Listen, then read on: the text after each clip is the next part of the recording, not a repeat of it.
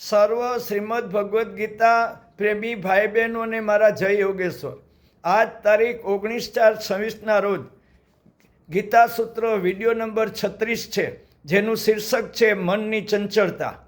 ગીતા અધ્યાય 6ના 34મા શ્લોકમાં અર્જુન ભગવાનને પ્રશ્ન પૂછે છે કે ચંચલમ હિ મનઃ કૃષ્ણ, એટલે મનની ચંચળતા વશ કરવાનું દુષ્કર છે, તેને વશમાં કેમ કરવું?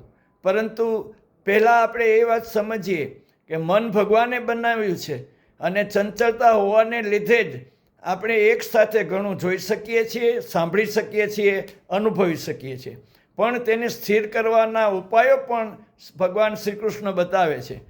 પ્રથમ ઉપાય તરીકે અભ્યાસ કરવાનું કહે છે. મનને વારંવાર ધ્યેયમાં લગાડવાને અભ્યાસ કહેવામાં આવે છે. ગીતા અધ્યાય 6:35મા શ્લોકમાં બે રસ્તા બતાવ્યા, એક અભ્યાસ અને બીજો વૈરાગ્ય, જેના વડે મનને વશ કરી શકાય છે.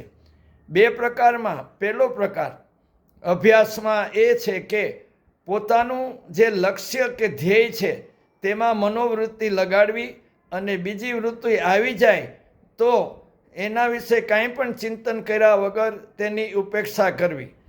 બીજું, પોતાના ઈષ્ટદેવને યાદ કરવા, તેનો જપ કરવો, તેના નામનું વાણીથી ઉચ્ચારણ કરવું. ભગવાન મારી સામે ઊભા છે, તેના ચરણથી મસ્તક સુધીનું સ્વરૂપનું હું ચિંતન કરું છું. આ બે અભ્યાસ કહેવાય. પછી વૈરાગ્ય પ્રાપ્ત કરવા માટે પ્રતિક્ષણ બદલાતા સંસાર મારી સાથે નથી એમ વિચારવું. બાલ્યાવસ્થા, યુવાવસ્થા મારી સાથે કાયમ રહેતી નથી, એવો વિચાર કરવાથી વૈરાગ્ય મળે છે. સુખ દુઃખ વગેરે પણ બદલાતા રહે છે, કાયમ રહેતા નથી. તેથી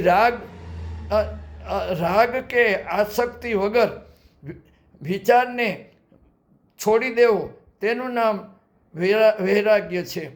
આથી મન વશમાં રહે છે. વધુ કાલે જય યોગેશ્વર.